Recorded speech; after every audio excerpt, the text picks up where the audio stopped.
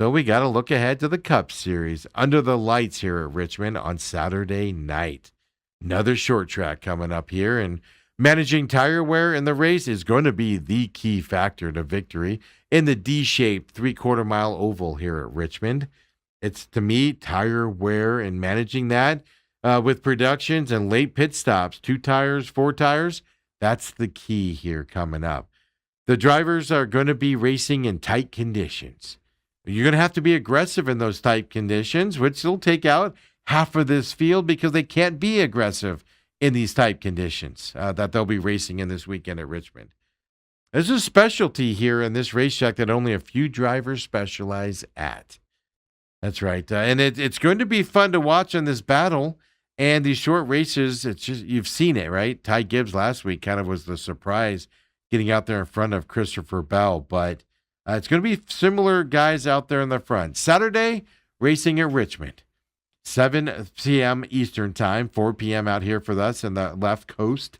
Saturday night racing. USA has the coverage for the rest of the season. For the Truck Series, practice and qualifying, well, Friday, 3:30 to 5:30 p.m. Eastern, 12:30 to 2:30 out here for those of us, on the left side of the world. True TV will get you practice and qualifying. The statistics, well, they point to who the race winner will probably be, and it's Denny Hamlin's home track, folks. And he had that brake issue last week, and hopefully they have that solved going into this race here this weekend. Well, of the active drivers, Denny Hamlin leads with 5 wins here at Richmond. 2024, 2022, then you got to go back to before 2020, 2016, 2010, and 2009 here at Richmond for Denny Hamlin and Joe Gibbs Racing. Austin Dillon has 2 wins here, 24 and 25, folks. Austin Dillon's an interesting case to pay attention to here at this August race at Richmond. Kyle Larson does have 2 wins here, 23 in 2017. His 2 wins, Brad Keselowski, you got to go all the way back to 2020, and before that in 2014 for his 2 wins. Even Joey Logano has 2 wins here, but you got to go back to even earlier than that, 2014 and 2017 for Joey Logano to get a win. Alex Bowman won here in 2021. Chris Buescher won here in 2023. And that phenomenal year that Chris Buescher had in terms of a NASCAR team and driver out there. So just those stats right there, that should surprise no one. Denny Hamlin leads all active Cup drivers in win at Richmond. 5 victories, as I just got done telling you. It's hard. I like the way Denny Hamlin runs. He would have won that race last week if he didn't have the brace problems that had to start last and had to baby his car throughout that race. Denny Hamlin excels at short track racing. He's on the run. This is his home track in Richmond. My pick is Denny Hamlin to win this race in Richmond this weekend.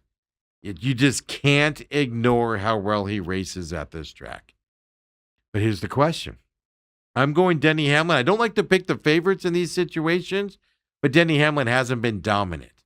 He's won his races and been good, but this racetrack you have to go with him on. The question that I got for you, though, is does the 2024 and 2025 August winner here at this racetrack, Austin Dillon, does he have a chance to win this weekend for a 3rd time in August? It's a late race pass for the lead if he does win it. How do I know?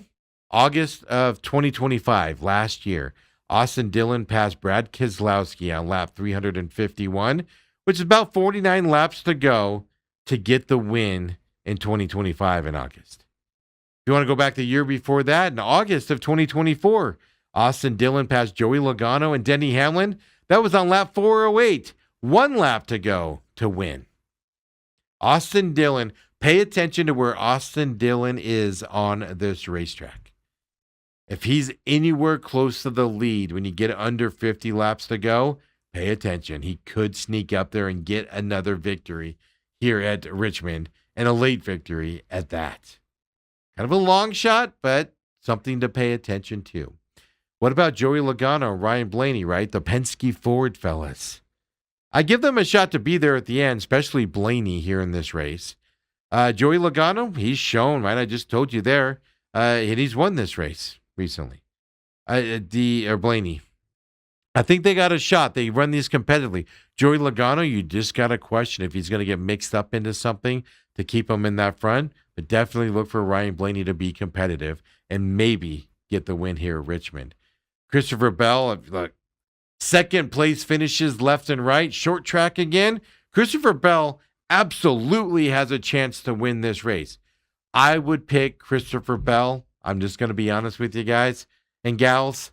I'm tired of picking Christopher Bell and having him finish second.